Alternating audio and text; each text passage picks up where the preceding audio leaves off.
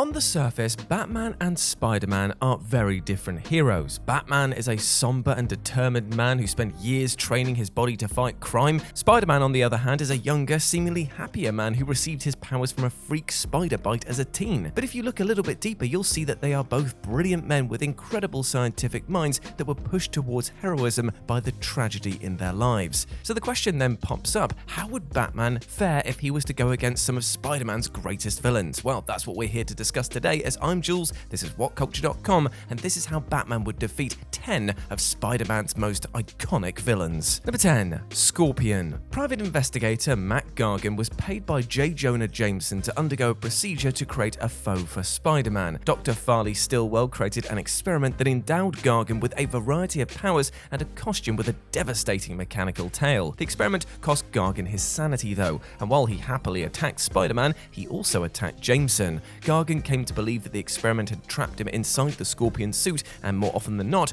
old Webhead had to save Jameson's life. Scorpion possessed a level of speed, strength, and agility that would make a physical confrontation extremely dangerous for Batman. Scorpion's tail can strike at 90 miles an hour, and he possesses the ability to lift 15 tons. In short, meeting Scorpion in battle from inside one of his armored batsuits would be the smartest tactical move for Bats. An even smarter move would be to reach out to some of his colleagues in the Justice League. Wonder Woman or any member of the Superman family would have the speed and vulnerability to deal with Scorpion's hybrid nature and deadly tail. Batman could also secure victory by calling in Vixen or Animal Man and use a bit of Scorpion against Scorpion to win the day. Number 9. Sandman. William Baker, aka Flint Marko, was a child of poverty who learned to steal at an early age. After years as a petty criminal, Marko was in the vicinity of a nuclear accident that affected a body-wide change, which also gave him the ability to transform his body. Flint has flipped between being a villain, a mercenary hero with Silver Sable's wild pack, and a brief stint as an Avenger in training. Sandman has never been a villain of the world domination variety. He just wanted to get rich, and Batman may be able to appeal to Marko's better nature, or indeed his greed. Either way would prevent the fight that the Caped Crusader would rather not have against a foe that he would actually have a difficult time defeating. Using water to dissipate his form or heat to fuse his form into glass has been the way of dealing with Sandman's villainous actions previously. Batman has used extreme cold similar to what Mr. Freeze generates to deal with Clayface, so it's possible that this approach could work with Sandman if he's caught with a significant amount of his form intact. But if Marko is too spread out, the single grain that holds his consciousness may escape the cold, so Batman's gonna have to go all out on this one. Number 8. The Kingpin. Growing up a poor child, Wilson Fisk went on a mission of self-improvement, and extensive reading, gaining strength and physical power through bodybuilding definitely achieved that. He used his business techniques to organize the juvenile gangs, earning himself the mocking nickname of the Kingpin.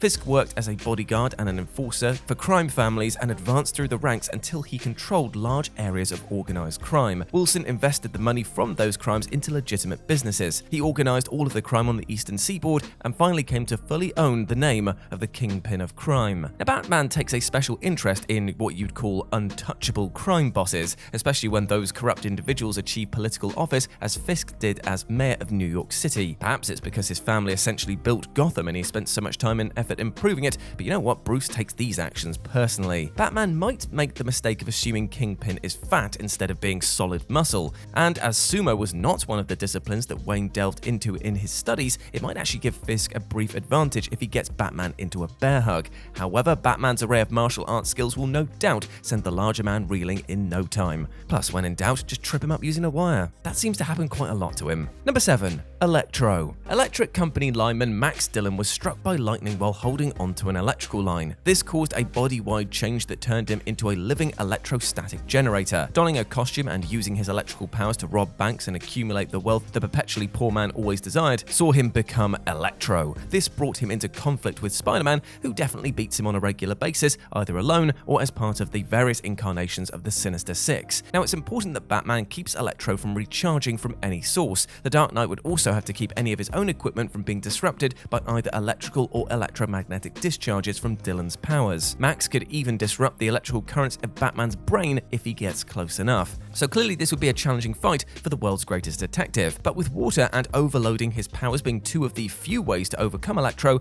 Batman will definitely have a fight on his hands, even in a suitably grounded Batsuit. One of the things that will definitely work in Bats' favour though is that Dylan is not very intelligent if we're being honest, and secondly he's an extremely greedy individual, so Batman could, if all else fails, just simply give him a better offer. Number 6. Lizard. Gifted surgeon Dr. Kurt Connors lost his right arm while saving soldiers in a war-torn region. Connors then began experimenting with lizards that had the capability to regenerate limbs in order to create a serum that he might use to regrow his own. Connors created a serum and used himself as the first subject, and his arm did begin to regrow, but he also began to mutate into a vicious reptile creature called the Lizard. Over time, Connors' mind has controlled his lizard form, while his lizard mind has likewise controlled his human form. Batman's adventures with members of his own rogues gallery could help him with dealing with the Lizard. Helping Dr. Kurt Langstrom's alter ego Man-Bat may turn Batman towards working with Connors to finally cure his transformation into the Lizard and perhaps even refine it enough that it could replace the Doctor's arm. If Batman has to fight the Lizard though, his altercations with his own reptilian menace Killer Croc will definitely come in handy. Whilst the Lizard is smaller and more agile, he possesses the sort of super strength that makes him Croc superior. The Lizard's speed, while not superhuman, will require Batman to either take his foe by surprise or utilize one of his many vehicles to bridge that gap. Number 5. Mysterio. Quentin Beck was a movie special effects artist and stuntman that initially committed his first crime on a dare, but after an accident on one of the sets got him blackballed from the industry,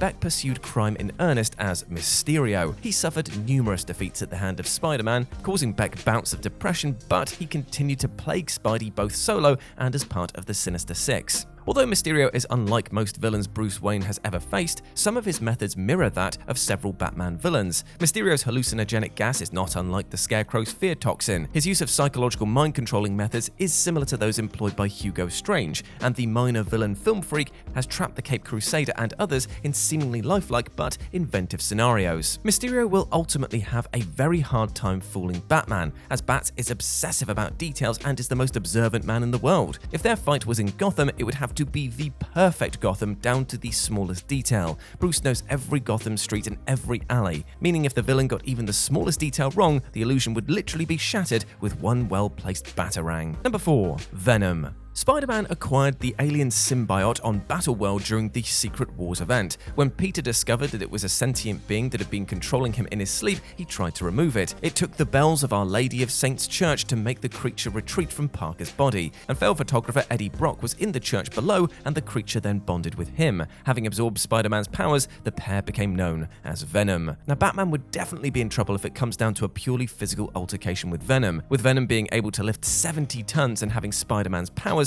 Batman's athleticism and fighting skills might fall short. If any of the symbiote broke off and infected the Dark Knight, it's hopeful that his indomitable will would be enough to allow him to break free. But given the symbiote's susceptibility to loud noises and sonic blasts, Batman may want to ask Black Canary for her assistance. Once the symbiote has left Brock's body, it wouldn't be too hard to contain it in a vessel with a sonic emitter built in, although getting the creature off planet would definitely be the best bet. Number 3. Dr. Octopus. Dr. Otto Octavius was a brilliant, if arrogant, scientist who created a harness with 4 mechanical arms to better handle dangerous material. An accident bathed him in radiation that fused the harnesses to his body and made the connection to the arms a mental one and turned the Doctor into the criminal Doc Ock, who almost married Peter's Aunt May once and also took over Pete's body for a time, but was pushed to become a superior Spider-Man. Now, if Batman has one superpower, it's his incredible mind. Bruce Wayne has such a strong mind and will that it is unlikely that Dr. Octopus would be able to switch minds with him unless Bruce was caught completely by surprise, and if he did, Batman would fight viciously to get control of his own mind back. Even if Otto succeeded, it's unlikely that he could have done much to make a superior Batman. Otto's arrogance and assumption that he is always the smartest person in the room is an easy target for Batman to attack. It will immediately cause him to make mistakes. Also, if the Caped Crusader can keep Ock's mechanical arms otherwise engaged, it would only take a single punch to deal with this Doctor. Number 2. J. Jonah Jameson. There is no single person to have a greater effect on the life of Spider-Man than J. Jonah Jameson. The Daily Bugle publisher has allowed Spidey's alter ego of Peter Parker to continue to live independently in New York City, but did so at the expense of the costume identity of Spider-Man. Jameson has turned public opinion against the Wallcrawler from the beginning of his career, and JJ claims that he distrusts all vigilantes, but he has a particular ire for old Spider-Man. It is possible that Batman would completely ignore the loudmouth Jameson. I mean, historically, Bats would prefer that he be thought of as an urban myth or as some kind of inhuman monster to the criminal community, so it's highly possible that he would just let Jameson rant on while the Dark Knight continued his mission. Alternatively, Bruce might also grow tired of the noise and buy the entire paper and the building that houses it.